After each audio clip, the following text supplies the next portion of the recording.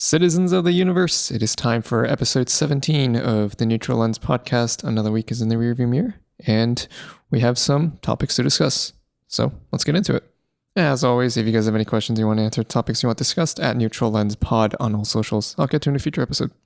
Let's start with, should you move out of your parents' house? Is it a good idea for mental health, for potentially other reasons?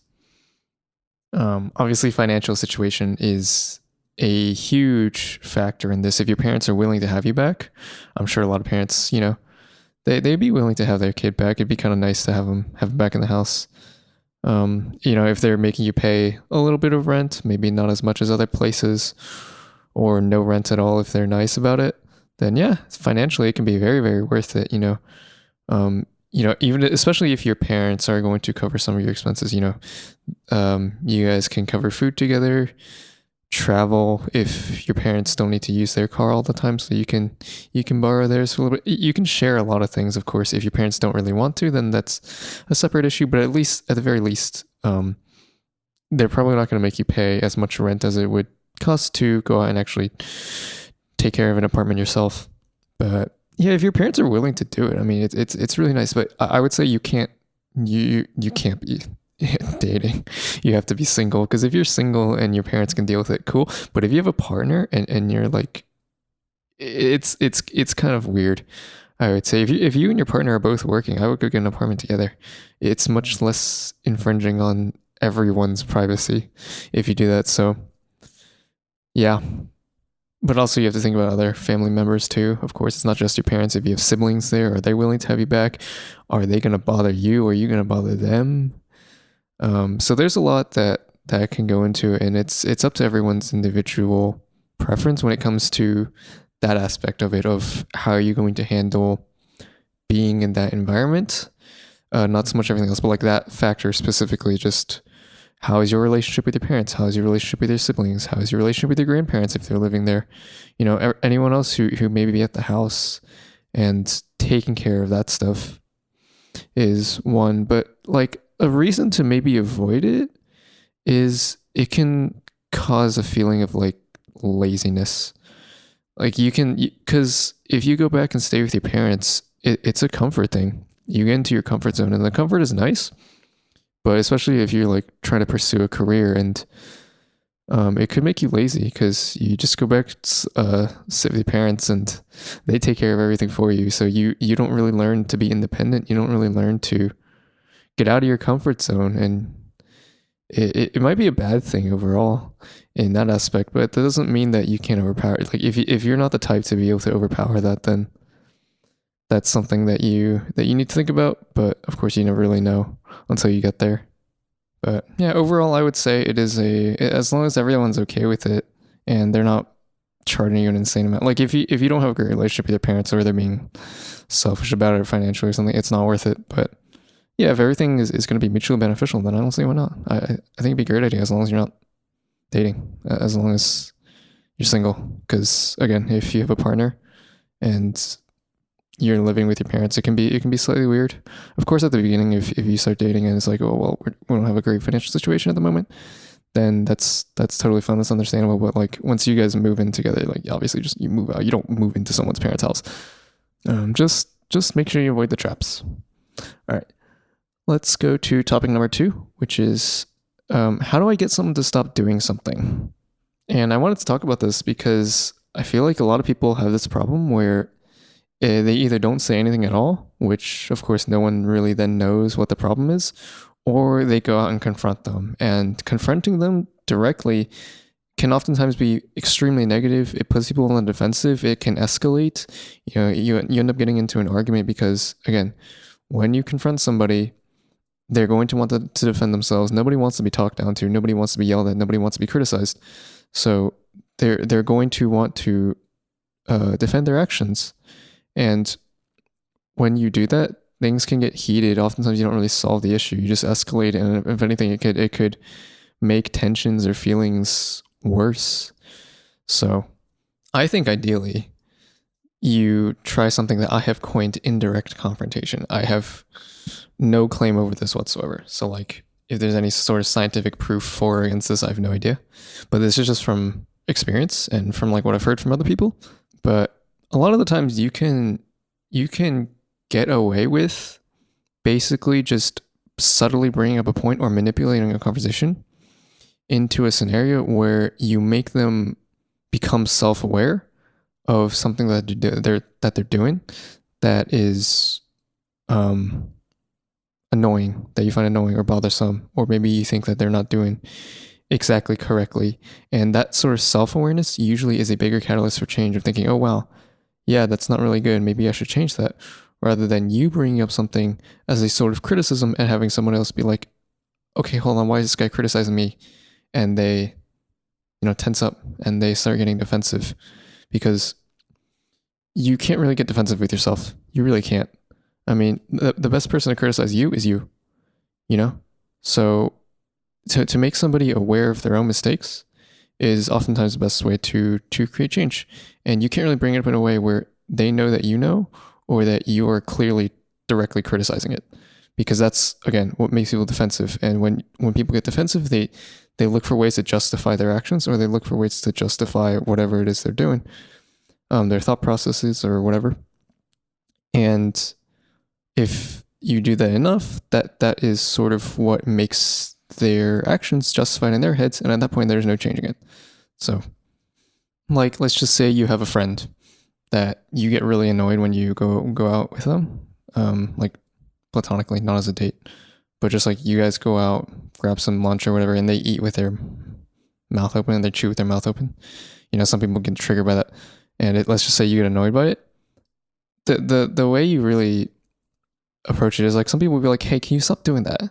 And sometimes that works, especially if you have a lighter tone. Like this is not a bigger deal, so of course, like, it's not really going to be much. But if it's a more high stakes kind of conversation, then yeah, people can get defensive. But usually, in this specific scenario, just, hey, can you stop doing that, is enough. But let's just say, like, in practice, instead of saying, hey, can you stop doing that, because then some people might be like, what's the big deal?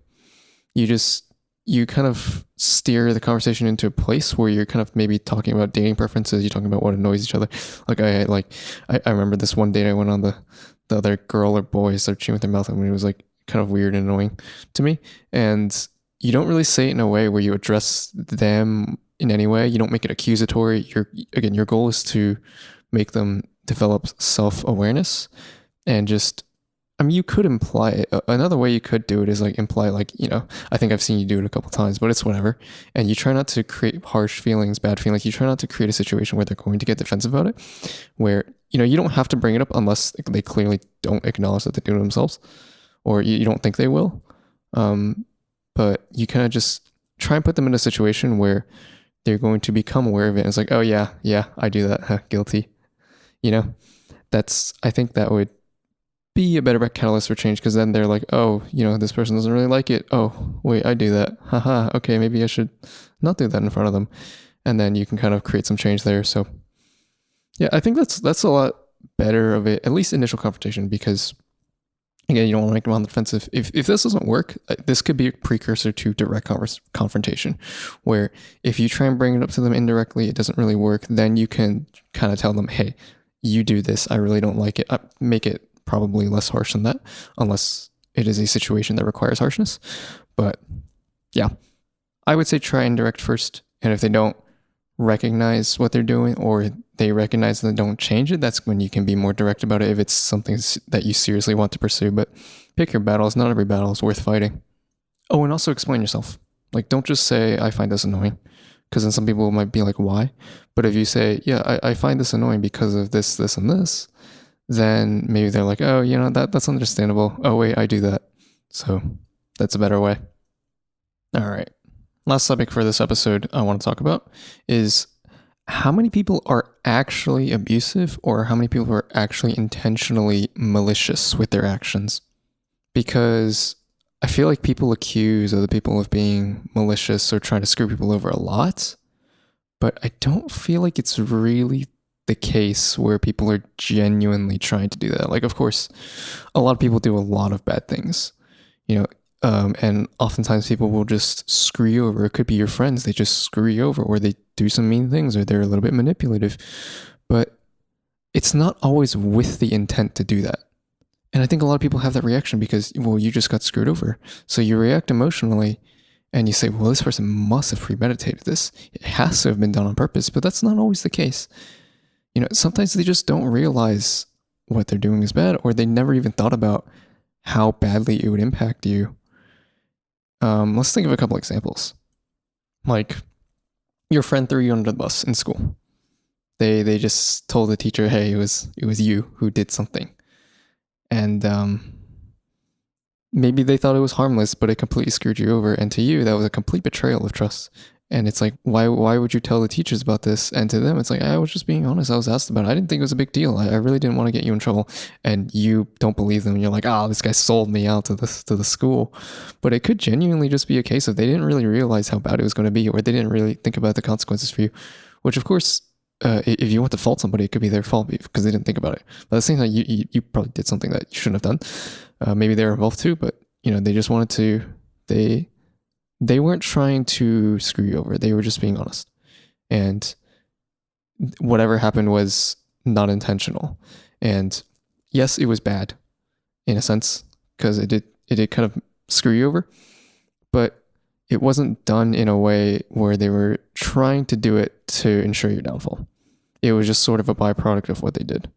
And there's a difference between just accidentally screwing you over and like just being careless or being negligent versus a malicious intent to do something to you.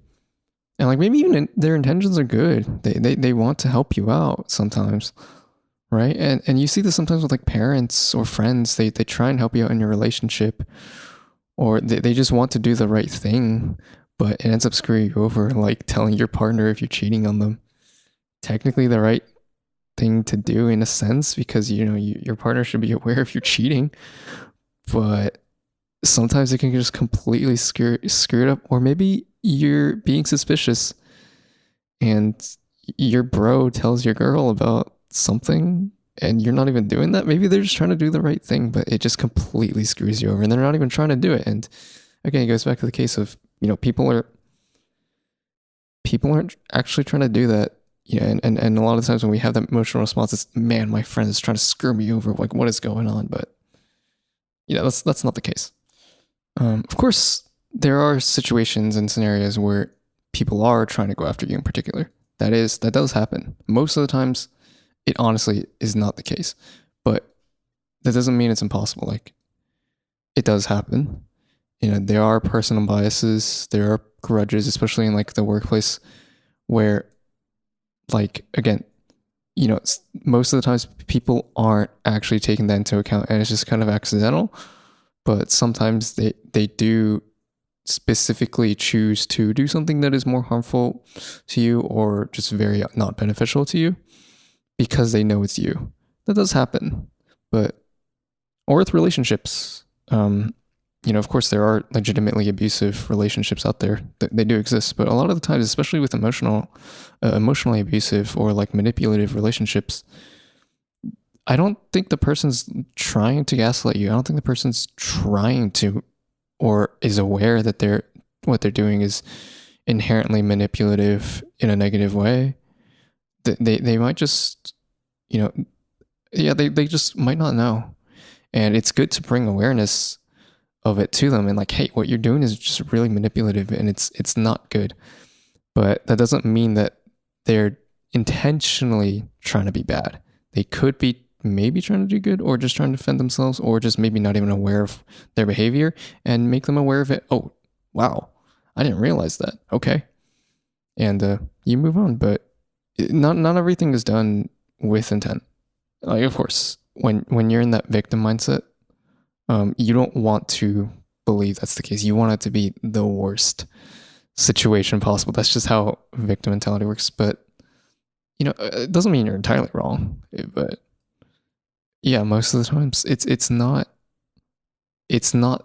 that kind of malicious behavior, I guess. There's no real intent most of the time. Again, I have to clarify. Like, yes, there are genuinely malicious people out there. But it's most likely not a random friend or your next door neighbor or just a random coworker. It's most likely not. It could be. but most likely not. Like in situations that are more conducive to this, yeah, it's more common to have a genuinely abusive relationship or just a malicious person. Like, for example, a relationship between a younger girl and an older, richer guy. Yes, it is more common, but that doesn't mean it's an always thing. It's just more common. So, well, yeah. All right, I think that'll do it for episode 17. As always, thank you guys for listening, and I will see you in the next episode.